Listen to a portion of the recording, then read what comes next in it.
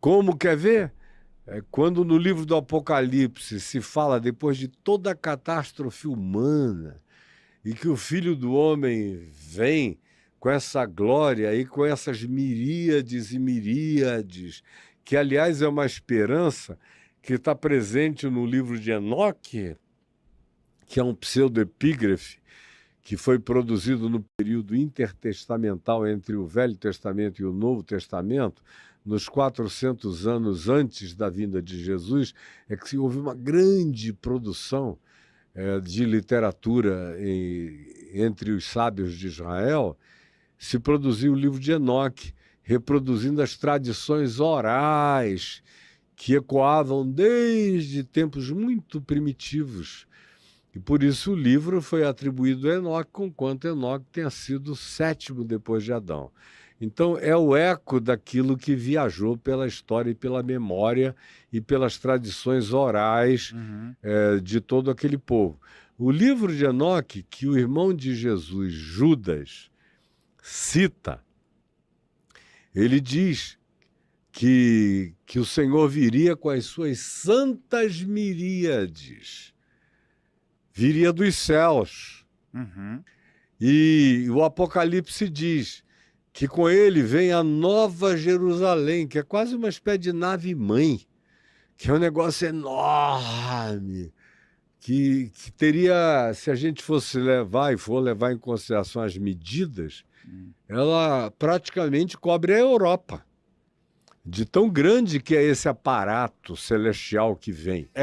Só para entender, então, essa Nova Jerusalém, ele fala isso para conseguir metrificar tamanho, escala. Tamanho, uma escala de uma sociedade ressurreta glorificada. Como também o Novo Testamento não trabalha com categorias apenas de seres humanos. O apóstolo Paulo diz, escrevendo aos Efésios, que ele invoca o Pai, de quem toma o nome toda a família, tanto nos céus como sobre a terra. Mais do que isso, você lê no livro de Hebreus, ele dizendo, no Novo Testamento, nós chegamos não ao Monte Sinai, que é uma catástrofe de pavor, mas nós atingimos uma dimensão superior. E aí ele diz que nessa dimensão superior está a grande nuvem de testemunhas, estão todos os seres da consciência universal do amor de Deus, não humanos apenas, mas de todas as naturezas, fazendo parte dessa assembleia dos primogênitos arrolados nos céus. O Apocalipse, no capítulo 5, quando fala de adoração ao Cordeiro, porque o Apocalipse fala de Jesus nos capítulos 1, 2 e 3, quando tem as cartas às 7 igrejas da Ásia Menor, a expressão utilizada tem a ver com o vínculo a Jesus. Mas depois dali em diante, não se fala mais de Jesus, só se fala do Cordeiro. Agora, o Cordeiro é alguém aludido na Bíblia, e eu digo especialmente no Novo Testamento, é como alguém que é Deus de Deus, desde antes da fundação do mundo, é aquele em quem todas as coisas são criadas.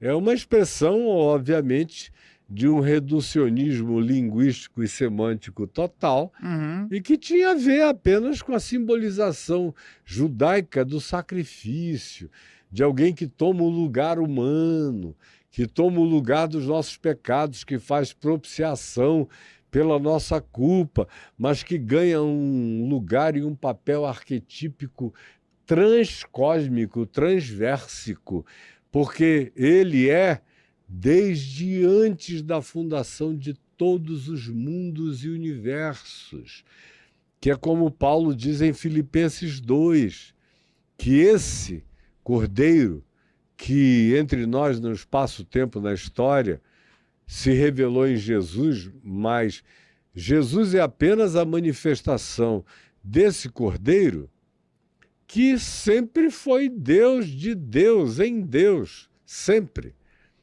E que Paulo diz que, sendo Deus, não julgou como usurpação ser igual a Deus. Antes a si mesmo se humilhou e se tornou reconhecido como uma figura humana, uma criatura humana. E como criatura humana foi reconhecido como um servo de todos, e que foi obediente em amor em todas as coisas, e que deu a sua vida para resgate de muitos. Na linguagem transcendente, atemporal, do Novo Testamento, numa linguagem usada por João, por Paulo, por Pedro, pelo Apocalipse, se fala desse cordeiro antes da criação de todas as coisas, dizendo que foi a morte do cordeiro que eclodiu o universo. Conquanto a teoria do Big Bang seja só uma teoria da linearidade do nosso espaço-tempo, foi uma espécie de Big Bang transcósmico, porque o nosso Big Bang é muito novo, tem 4 bilhões e 300 milhões de anos. Os universos, a gente não tem nem como mensurar a existência dos múltiplos universos, e que, a meu ver, não são apenas relacionados a esse universo espaço-temporal que a gente designa como tendo 14 bilhões e 300 milhões de anos. Existem universos muito mais antigos. Então, tudo isso, na linguagem do Novo Testamento, acontece nele, eclode dele, é da morte dele, é Deus morrendo que faz tudo eclodir, que faz todas as coisas aparecerem, todas as criaturas surgirem em todas as dimensões, em todas as energias, em todas as naturezas.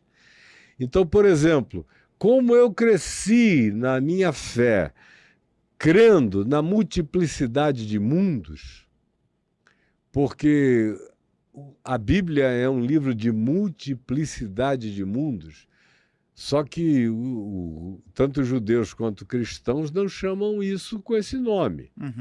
Mas é de multiplicidade. Quando você diz que um ser que não é daqui, que não nasceu na Terra, que não vem de casca dura, nem de Belfort Roxo, vem do céu e trouxe uma palavra, uma revelação, e disse alguma coisa, ou fez alguma intervenção, a gente está falando de um alienígena. Está falando de um extraterrestre, não é da Terra. Tudo que não é da Terra é extraterrestre. É que o pessoal tem um problema danado com essa semântica de designação. Mas é pura limitação de pensamento. Mas está tudo aí. É extraordinário. Eu, como cresci não tendo nenhum problema semântico com isso, e fui muito ajudado por um pai que tinha um conhecimento vastíssimo das perspectivas vernaculares e semânticas, meu pai sempre disse, é só uma questão de designação. Então, eu cresci no meio de múltiplos mundos. Quando eu fui aprender a teoria das cordas, da mecânica quântica, para mim foi uma bobagem, porque eu já vinha de um mundo de muitos mundos paralelos, e que não são separados por distâncias estelares fabulosas. Está aqui do lado. Está aqui ao lado. É uma linha, um limiar. É uma membrana de paralelismo. Tem seres desse paralelismo que têm permissão para entrar no nosso mundo. Transitam os são universos. Interdimensionais. Como também a gente tem aqueles seres que ficaram presos dentro de dimensões e que são aprisionados, é a linguagem bíblica, que você vê na primeira epístola de Pedro, na segunda epístola de Pedro, que você vê na epístola de Judas, irmão de Jesus, dizendo que eles ficaram presos em cadeias, não diz intradimensionais, mas na linguagem antiga, o que eles estão dizendo contemporaneamente é isso, que eles ficaram presos intradimensionalmente. Especialmente quem são esses seres? São aqueles que foram os deuses dos povos. O pessoal fica confundindo, pensando que os deuses dos povos foram feitos de gesso, Odipal, isso aqui já é a representação antiquada dos deuses originais, que eram reais. Por exemplo, você chega no Egito. A história egípcia, quanto mais escavada seja e desenterrada seja, mas você fica sabendo que as 4 primeiras dinastias egípcias foram dinastias de deuses que viveram anos e anos e milênios. É a mesma coisa da Bíblia. A Bíblia diz que os primeiros seres que habitaram os humanos, como, por exemplo, Matusalém, viveu quase 1000 anos. É verdade. E a longevidade desses seres eram enormes. E Matusalém era um humano. E agora, esses que Gênesis, no capítulo 6, começa a descrever, quando diz que os Benai Elohim, que são os filhos de Deus, e a própria expressão Elohim é Deus no plural.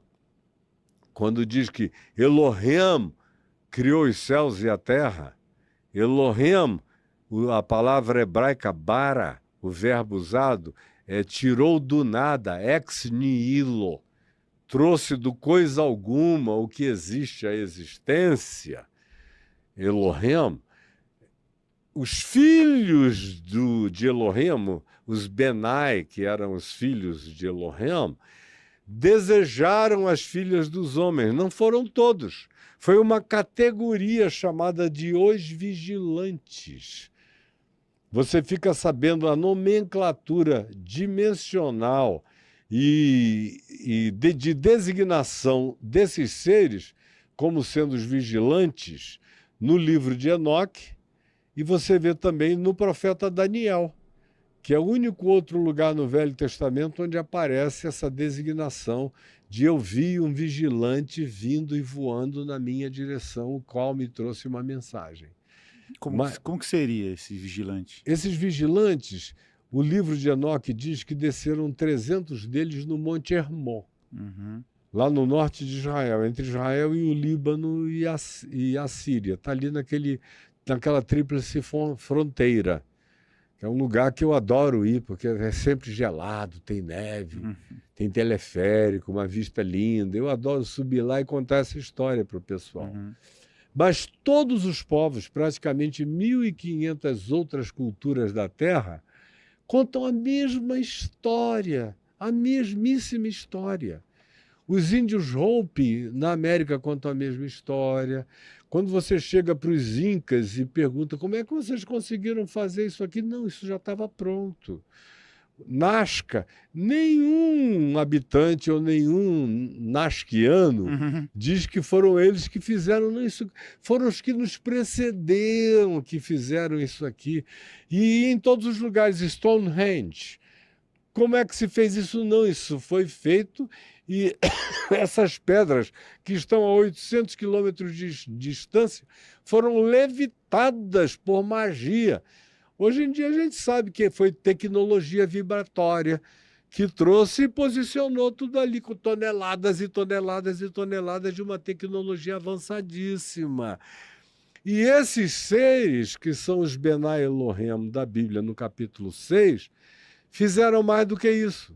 Eles corromperam a espécie humana. Eles não vieram, como eu fico vendo às vezes alguns intérpretes desse acontecimento, achando que eles vieram para serem bonzinhos com a gente. Não foram. Os seres da luz e do bem não fizeram essa transposição dimensional, exceto por ordem do Criador. Os que fizeram a transposição dimensional fizeram por absoluto desejo de supremacia, controle e domínio, que foi o que aconteceu com os Benai Elohim de Gênesis, no capítulo 6. Eles viram as filhas dos homens e disseram: a gente também quer reproduzir. A gente quer produzir seres à nossa imagem, à nossa semelhança. E aí eles se hibridizaram com as mulheres. E o texto de Gênesis 6 começa assim, dizendo: ora, porque a Bíblia tem gaps no livro de Gênesis, enorme, sem nenhuma explicação, sem dar nenhuma satisfação. Isso que é interessante. Só um parêntese aqui. Por exemplo, Adão e Eva. Eles devem ter vivido numa bolha. Se eles foram criados, como dizem os judeus, nas genealogias deles e tudo mais, há 6.000 anos atrás, o que é brincadeira do ponto de vista antropológico, do ponto de vista arqueológico, do ponto de vista de datação, em qualquer perspectiva de datação, 6.000 anos atrás foi ontem. Então, ou eles foram criados Homo sapiens sapiens dentro de uma bolha, porque o fato é o seguinte, eles geraram 2 filhos, Caim e Abel. Caim matou Abel. Aí Caim foi expulso do paraíso. Saiu para uma cidade chamada Nod, que era uma cidade já, uma civilização superestruturada, e casou com uma mulher e teve muitos filhos. E a Bíblia não está nem aí para te explicar como é que isso aconteceu. Como é que a cidade já estava lá? Já estava lá. Se Adão e Eva tinham acabado de aparecer, ou se tinham aparecido, e era uma vida frugal, de natureza, de convívio, de sustentabilidade natural, aquela coisa simples, de onde já estava lá. Como, por exemplo, no capítulo 6, outra vez, antes dos Benai Elohim descerem e possuírem as filhas dos homens e gerarem os Nefilim, que em hebraico significam os filhos dos que caíram, e os filhos dos que caíram e que se tornaram gigantes, eram gigantes, seres desproporcionais, que estão sendo achados há muitos anos e a arqueologia encobre. A arqueologia não deixa que isso venha a público, porque dá um trabalho danado reescrever a história humana inteira. Esse pessoal é preguiçoso, é conservador, é ortodoxo. Eles sentam em cima dos grandes achados arqueológicos, só que chegou uma hora em que não vai ser mais possível. E essa hora chegou. Então, os nefilins. Mas antes dos nefilins, antes dos Benai Elohim, se hibridizarem com os humanos, com as mulheres humanas, e gerarem os nefilim, os filhos dos que caíram, que são esses entes gigantescos e poderosos, que é coerente com todos os mitos dos povos, contam a mesma história. Só que a antropologia do século XX, na presunção positivista, racionalista, do século XX e do século XIX, dizem, não, isso é só mito da ignorância desses povos. Eles inventaram, agora, não se comunicaram e inventaram tudo, coisas absolutamente iguais, sem Pangeia, já separados por oceanos intransponíveis, contaram as mesmas histórias, idênticas. E diz lá o texto de Gênesis, ora, naquele tempo havia gigantes na terra. E também depois que os filhos de Deus possuíram as filhas dos homens e com elas geraram os nefilins, que eram os gigantes, que se tornaram os seres poderosos que governaram toda a antiguidade. Isso está dito no livro de Gênesis. E aí o livro de Gênesis também completa dizendo que a presença dessa hibridização corrompeu não apenas a humanidade, uma espécie de ilha do Dr. Monroe. Você já viu esse filme com Alain Delon e o Val Kilmer? Eram experimentos genéticos, de cruzamento de humanos com animais, de todos os... Foi a ilha do Dr. Monroe, que aconteceu em Gênesis no capítulo 6, porque não foram só humanos que foram hibridizados, mas o texto de Gênesis diz que eles corromperam toda criatura que rastejava sobre a face da terra, fizeram todos os experimentos possíveis na terra, no mar, onde quer que eles tenham encontrado criaturas vivas, eles as desconfiguraram.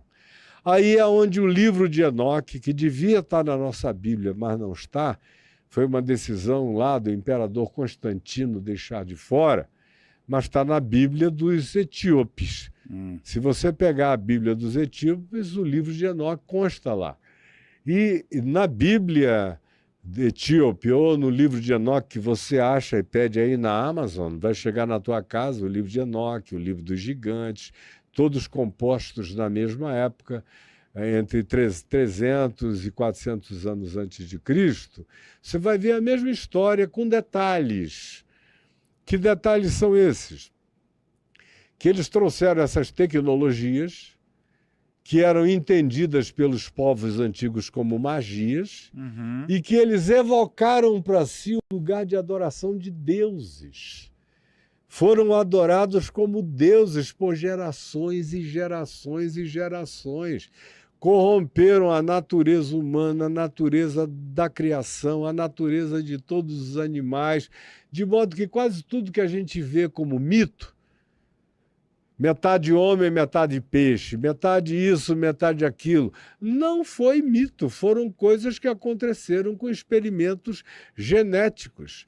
Você vê, por exemplo, Flávio Joséfos, que é o grande escritor judeu, que ganhou esse nome depois para criar uma adaptação romana para sobreviver entre os romanos, e que reescreveu toda a história judaica do Gênesis para frente, até depois da queda de Jerusalém e mais um pouco. Ele diz aos gregos, ele diz: ó, vocês gregos, todo o panteão de vocês foi verdade, não foram mitos. E ele diz, são os seres descritos em Gênesis, no capítulo 6, da fusão dos Benai Elohim com as filhas dos homens. De modo que o que Freud se apropriou como uma psicologia humana, usando o panteão greco-romano como simbolização, manifestação arquetípica exacerbada da natureza humana, exagerada, de fato aconteceu. Se você quiser entender a psicologia desses seres pré-diluvianos, que decorreram dessa miscigenação de entes celestiais com as filhas dos homens e com a corrupção do gênero humano, em razão da qual veio o dilúvio, que foi um resetting. O dilúvio está explicitamente dito, que não tinha mais saída. Se a humanidade, ou o que tinha restado da humanidade, continuasse daquele jeito, tinha acabado tudo há muito tempo atrás.